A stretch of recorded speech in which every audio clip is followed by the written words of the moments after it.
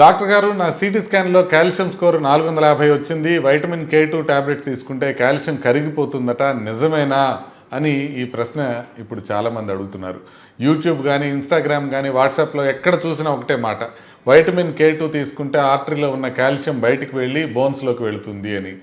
నమస్తే, నేను doctor MSS Mukherjee, మీ interventional కార్డియాలజిస్ట్ని. కొత్తగా వచ్చినట్లయితే షేర్ చేసి సబ్స్క్రైబ్ చేసుకోండి. వినడానికి ఇదంతా చాలా లాజికల్గా ఉంది, కానీ ఇప్పుడు వరకు ఇది శాస్త్రీయంగా రుజువైందా లేదా అనేది వాళ్ళు చూద్దాం. ముందుగా కరోనరీ కాల్షియం అంటే ఏంటంటే, మన గుండె రక్తనాళాల్లో సంవత్సరాల పాటు కొలెస్ట్రాల్ కానీ, ఇన్ఫ్లమేషన్ కానీ, హీలింగ్ ప్రాసెస్ జరుగుతూ ఉంటుంది. ఆ ప్లాక్ పాతబడినప్పుడు దాని లోపల కాల్షియం పేరుకుపోతుంది. సిటీ కాల్షియం స్కోర్ ద్వారా మనం ఈ కాల్సిఫికేషన్ని కొలుస్తాం. స్కోర్ ఎక్కువగా ఉంది అని అంటే భవిష్యత్తులో హార్ట్ అటాక్ వచ్చే ప్రమాదం కూడా ఎక్కువగా ఉంటుంది అని అర్థం. కానీ కాల్షియం అనేది అసలు సమస్య కాదు. అది సంవత్సరాలుగా ఉన్న అథెరోస్క్లెరోసిస్కి ఒక మార్కర్ మాత్రమే. ఇది తెలుసుకోవడం చాలా ముఖ్యం. మరి వైటమిన్ K2 ఎక్కడి నుంచి వచ్చింది? వైటమిన్ K రెండు రకాలుగా ఉంటుంది.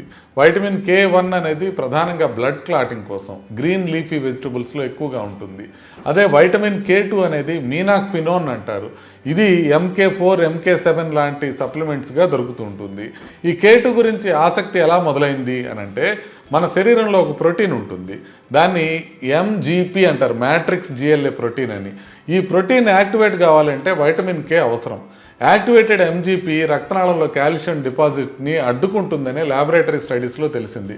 అందుకే రీసెర్చర్స్ ఒక హైపోథసిస్ మొదలుపెట్టారు, వైటమిన్ K2 ఎక్కువగా ఇస్తే ఆర్టరీస్లో కాల్షియం తగ్గుతుందేమో అని.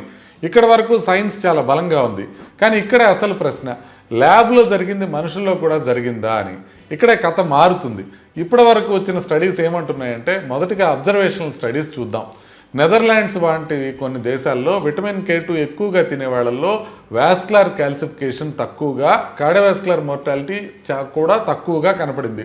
చాలామంది ఇక్కడే ఆగిపోతారు, కానీ ఇది అసోసియేషన్ మాత్రమే, కారణం అని చెప్పలేం.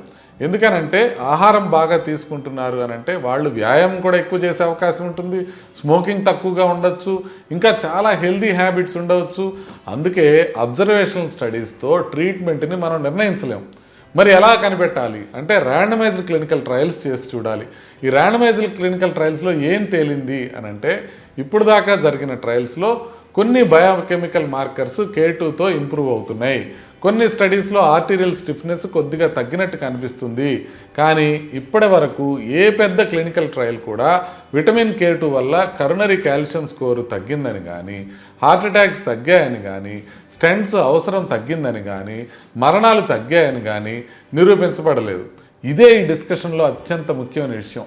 చాలామంది అడిగే ప్రశ్న ఏంటంటే, ఎవిడెన్స్ లేదు కాబట్టి పనిచేయదని ఎలా చెప్తారు? చాలా మంచి ప్రశ్న. నేను కూడా అలా చెప్పను, కానీ ఎవిడెన్స్ లేకపోవడం అంటే అది పని చేయదని రుజువు కాదు, కానీ అట్ ది సేమ్ టైం పని చేస్తుందని కూడా రుజువు కాదు. మెడిసిన్లో ఈ రెండు వేర్వేరు విషయాలు.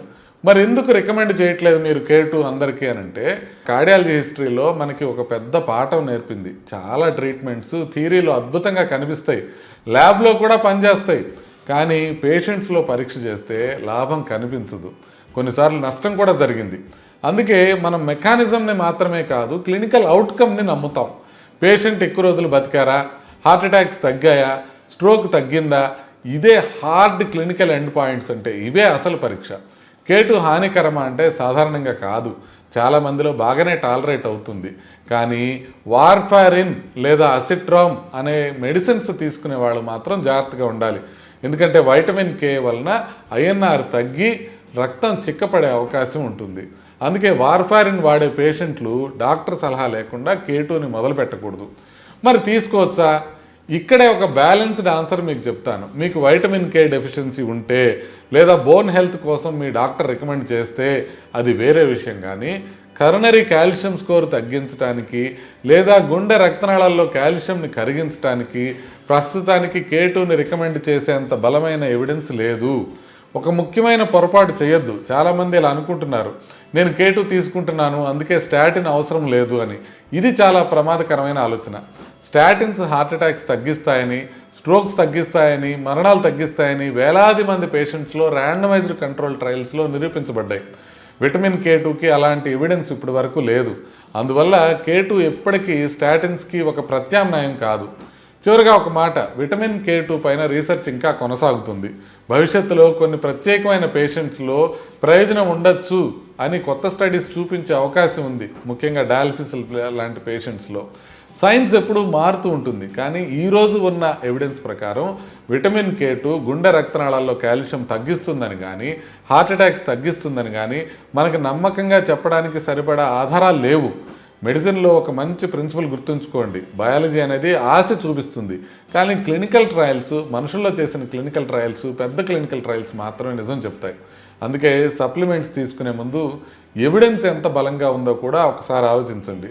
ఇప్పటికైతే నేను కొలెస్ట్రాల్ కోసం కాకుండా కరోనరీ కాల్షియం స్కోర్ ఎక్కువగా ఉందని విటమిన్ K2ని రికమెండ్ చెయ్యను.